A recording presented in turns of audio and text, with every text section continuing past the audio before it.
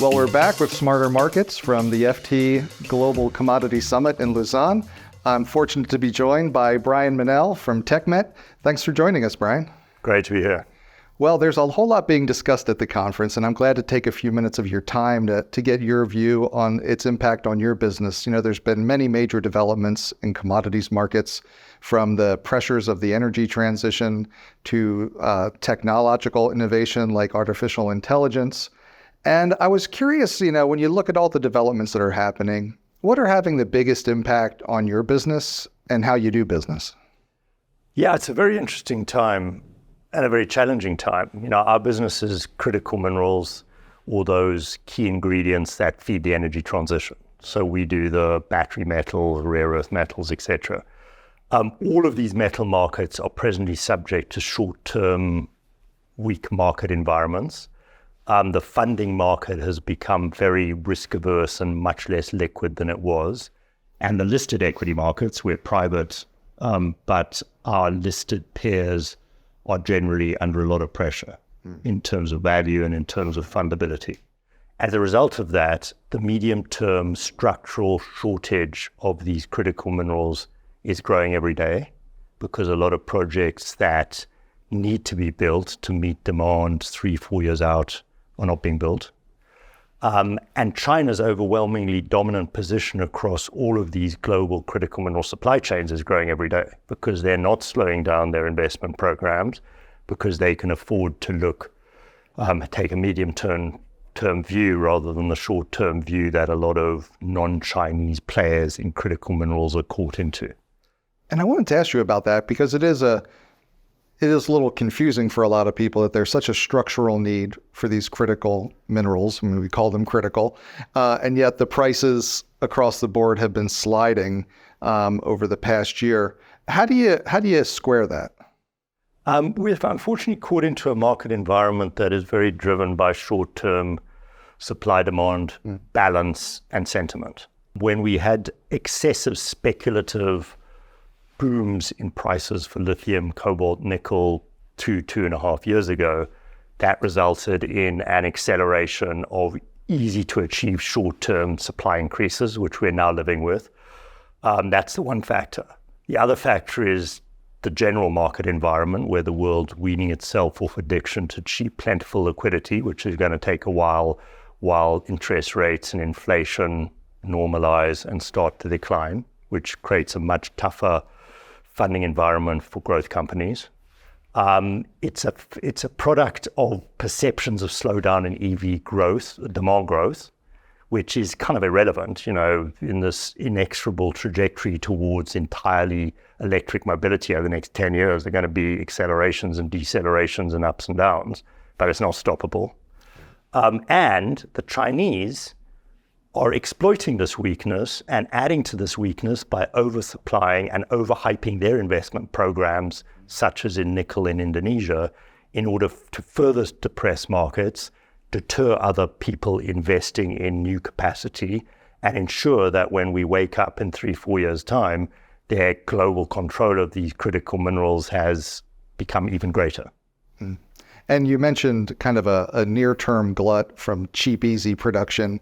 Could you go into that a little bit more? Because then I guess that's a contrast to the harder work of what it's going to take to bring production on in a sustainable way to meet the demands of the energy transition. Absolutely. You know, if you look at what's resulted in short-term lithium oversupply, it's marginal increases in production off a pretty low base relative to projections of lithium demand 2, 3, 5, 10 years out.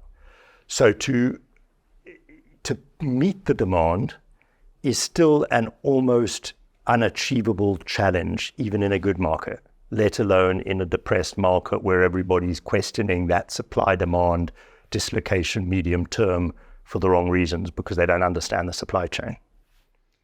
And so I wanted to ask, when you find yourself in this environment where, you know, financing's difficult, money's more expensive than it used to be, you have large state players pursuing their own agendas, you know, what ways do you think markets or market infrastructure need to change to keep pace with the realities of the commercial needs that companies like yours face? Yeah, because climate change and the rise of China are global systemic risks, in my view. Allowing the markets to continue to fail the world is not an option. And therefore, unfortunately, and I'm a private sector guy who doesn't want to abdicate responsibility for private sector enterprises identifying, building, executing projects. Nonetheless, we do need de-risking by government agencies, primarily in the US. We do need cheap financing to create a level playing field with China. We do need regulation to encourage supply chains that are well governed and low carbon footprint and in alignment with US and European interests. And therefore, we are unfortunately somewhat dependent on government intervention.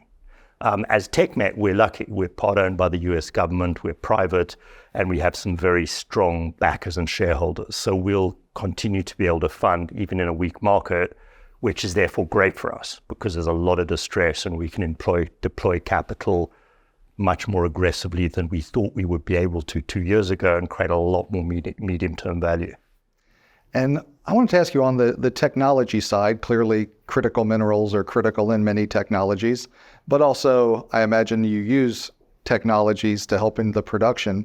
There's a lot of conversations at the conference around, consumers wanting to know where their commodities come from and being able to track commodities. I was curious, from your side, are there technological needs you're seeing for your business that aren't yet being met? There are, and it's a rapidly evolving environment certainly with respect to traceability and the deployment of blockchain and AI systems with respect to monitoring and managing data in supply chain, which is really important. In terms of exploration, in terms of mining technologies, in terms of process technologies, there's a lot of work being done to help our industry transform itself to meet the demands of the energy transition, which is a big transformation. Not only in terms of volume, but in terms of standards, in terms of carbon footprint, in terms of geopolitical independence.